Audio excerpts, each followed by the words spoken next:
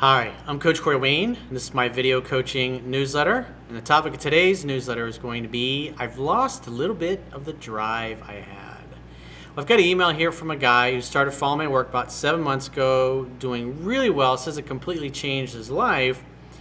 But up until a few months ago, he got a job in sales, thought, I think I found my purpose, this is great. But a short time later, he realized it really wasn't his thing. And so he made the mistake of just upping and quitting his job without having anything else lined up. And now he's kind of sitting there in a fearful state going, I have no fucking idea what to do next. So I had a quote that I wrote in this topic, and then we're going to go through his email and help him fine tune and tweak his approach. Because what he's doing is he's not showing up in a balanced way. So the quote says, everyone must have some kind of emotionally compelling reason to get up and live every day.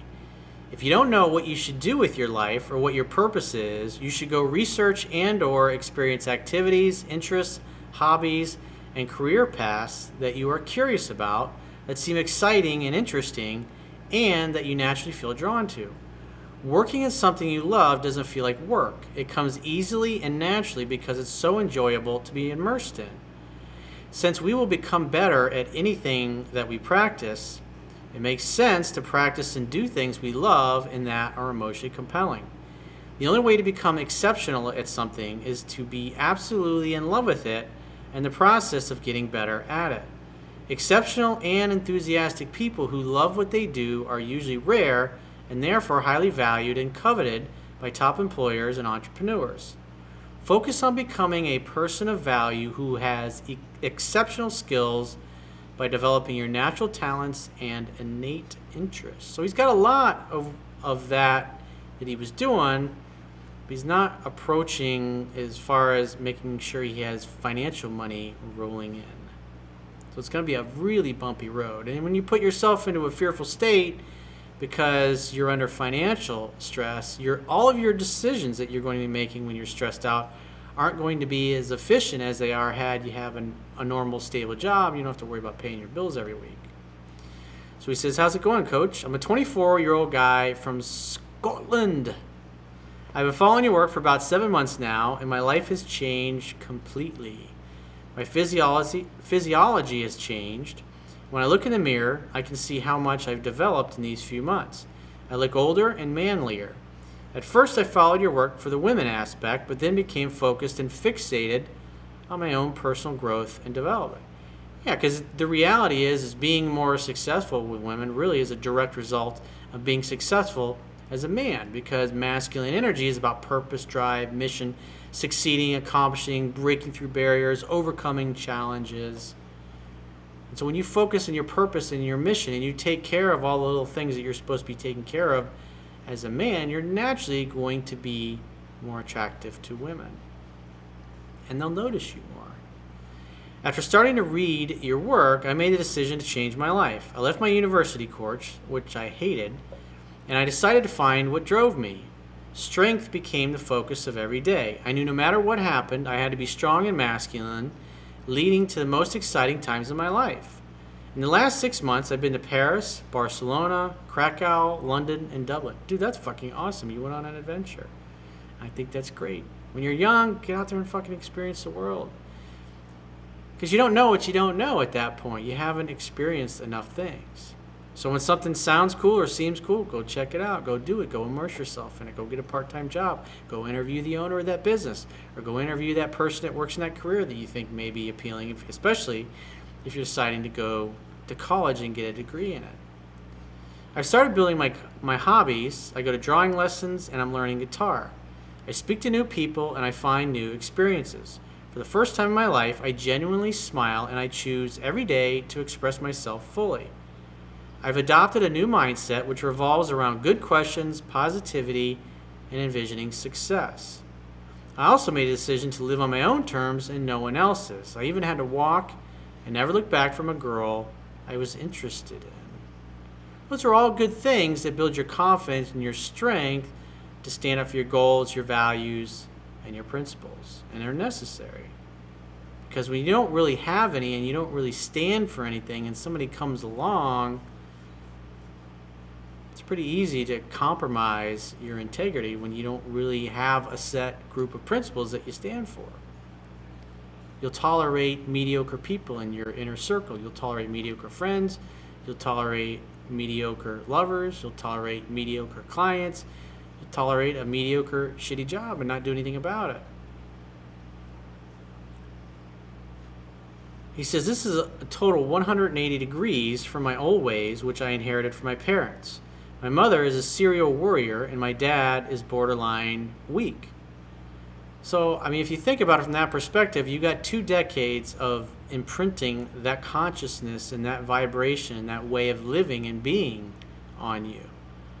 And so by understanding where you came from and how that's going to affect you, it's just you're naturally going to probably put yourself in situations where you're going to have to worry, i.e. quitting your job before you get something else lined up. And your dad being borderline weak, that results in not standing up for yourself and being treated like a doormat, which obviously you're recognizing that you need to stand up more for yourself, and you've been doing that, so that's a great thing. So good job there. My thinking before was incredibly feminine and fearful, constantly worrying and stressing. I cared way too much what others thought, and I lived the belief that I was not strong enough to deal with whatever came my way. Yeah, that's your total imprint of your parents. Their emotions, their feelings, you're literally emotionally anchored to that. And the way to undo that is to continually take action and do things to move your life to the way you want it. Because when you're not doing anything, when you're not taking any action, you're going to sit around and worry. But when you're too busy taking action and focused on doing the little things you need to do, you don't have time to worry. It's like Dale Carnegie said, inaction breeds fear and doubt. Taking action breeds confidence and courage. My dad, while a good man, did not instill lessons in masculinity, and this led to me being unsure and deferring to others. My teenage years were incredibly painful. I always felt I wasn't man enough and had difficulty expressing myself without thinking what others may think.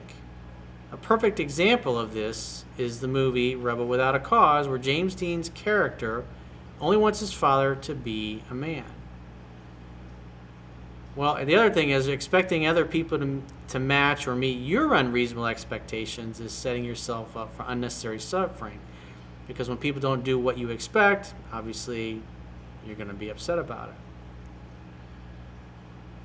And the way I look at it is that we're spiritual beings having a human experience, and we all choose our parents anyway. So you chose experience. So to me, I look at it from a soul's perspective. You chose this experience so you could transcend it and overcome it and become better.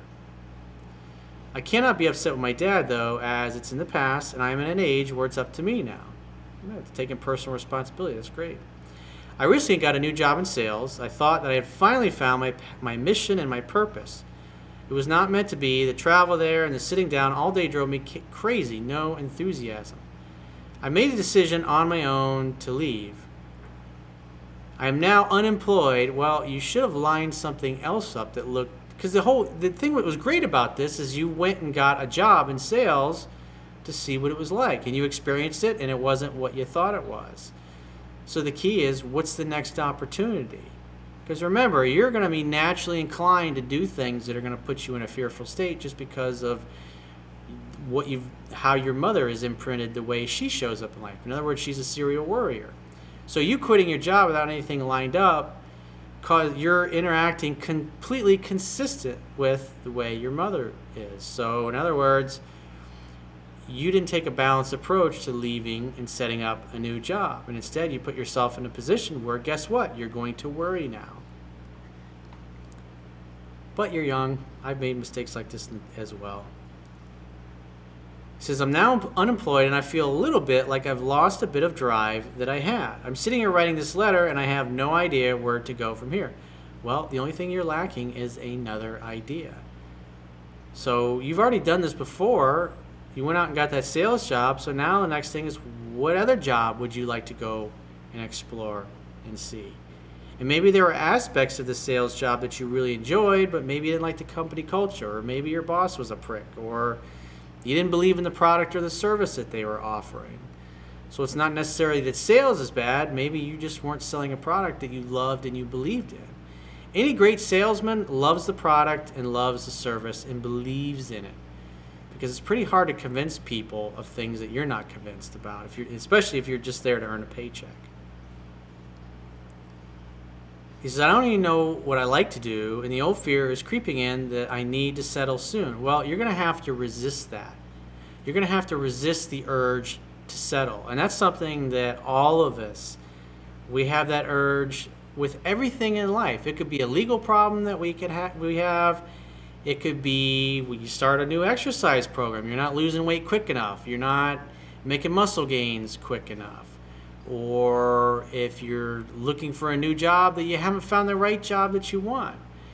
Or, I mean, shit, you're 20 years old, dude, and figuring out your purpose, your mission is something that's going to continually evolve over the course of your life. Something that you love doing tomorrow, a decade from now, you might not be interested in any way, shape, or form. The important thing is, I like your strategy. You did the right thing by going and trying something in sales because you thought it would be cool. So you went and experienced it, and you realized it wasn't as cool as you thought. So look at it from the perspective of what did you love? Was there any aspect of your job that you love to do? You could say, on a scale of 1 to 10, it was definitely a 10 as far as being emotion compelling and fun. Maybe you love people. Maybe you're a people person. I don't know. You have to ask these questions yourself because you're the only person that knows what you feel inside. And so, like I've talked about in all the other videos I've done in the past on discovering your purpose, the idea is you got to start out and make a list of all the things you love to do, your hobbies, your interests, your passions, the thing that you spend your spare time studying and looking into, and go research it. See what kind of careers are out there. See what kind of job opportunities are out there. Maybe there's an internship that you can go do. The bottom line is you got to go where your curiosity, your heart, your intuition, your passion lead you, because again, it's a process. It may take you 10 years to really completely figure it out and find the right path for you. Maybe there's a lot of education, there's a lot of experiencing that you have to go through. Maybe there's talent that you have to develop through time and repetition.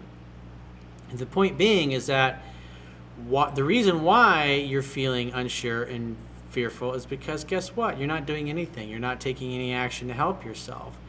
And obviously, like most people, you got bills to pay, but now you got no income coming in because now you're unemployed. Maybe you live at home and your expenses aren't that high, but the point being is that you got to do something. So you should if you look at it from the perspective of, I'm going to ask myself really high quality questions, you say, well, what's good about this? What's good about the fact that I'm unemployed? Well, I know that I didn't like the last job that I had. Were there aspects of it that I did like? Are there other jobs out there that you can find where you can experience some things that you're kind of curious about or that are interesting to you? So your full-time job should be doing research and banging the phones and talking to people and meeting people and putting your resume together and getting out there and experiencing. So the only thing, if I was to take a step back and look at this, the only thing that you did wrong was that you stopped moving forward. You stopped taking action. That's the only thing that went wrong here. Your approach was right, but in other words, because this one particular job wasn't what you thought it would be, just like you kind of gave up and did nothing. Well, the idea is when you find out that something is not the right path for you or not the right calling, it's like, okay, well, what's the next thing that's more exciting and more compelling? Even if this particular job on a scale of 1 to 10 was a 6 out of 10, if you get a new job and it's a 7 out of 10 on a scale of 1 to 10 as far as being emotionally compelling, or maybe it's an 8, the idea is to improve your situation. It's like every day your goal is to try to get a little better. In other words, find a job or find a company, find an opportunity, find a career path where more of the things that you love to do are part of the day in, day out activities of that particular career path or that particular business that you're thinking of getting involved in. And if you're still unsure of what to do and you'd like to get my help, because typically when people are like, I don't know what my purpose is and I don't know what I'm supposed to do, it's what the problem is deep down we all know what we want to do and what we should do, but we've got a story that gets in the way of us doing anything to take action to move ourselves in that direction. So when I work with people and they're stuck, if you will, and they have the attitude of I don't know what to do, I don't know what I like, I don't know what I love, when somebody says I don't know, it's like they know but they really don't want to say. Maybe they look at all the things they have to do, all the things they have to accomplish, and how much time it's going to take, and then they get overwhelmed and they do nothing. But when people are struggling with this and they're just like, I can't figure it out, it's because they've invented a story of who they are and what their capabilities are, and also what their limitations are. And 99% of the time, when you decide you want to do something in life, there's a lot of things you have to do and experience that are going to be uncomfortable, and you're probably not going to want to do, and you're going to try to avoid having to do them. But in order to get where you want to be, you've got to do these things. But if you've created a story that tells yourself, well, I'm not smart enough, well, I'm just too old, I don't have the education, I don't have the looks, I don't have the money, I don't have the time, I'm not in good enough shape, I got to sell those jet skis of mine, I got to get my car fixed, I got to go back to school first. There's always something that gets in the way, and that's part of the story. And so when you have a story like that, it absolves you from any personal responsibility or doing anything to help yourself, so you do nothing. And so when I do phone sessions with people, it's by asking questions, these things come out, and also their story comes out, and I'm able to point that out and show them what they're doing and what they're saying, what their self-talk is, and how their perception, their belief is interfering with their ability to take the actions they need to take in order to get from where they are right now to ultimately, eventually, where they want to be down the road. So if you're in a situation like that and you'd like to get my help personally, quickest way is to go to my website, click the products tab at the top of your screen, and book whatever coaching option works for you. And I will talk to you soon.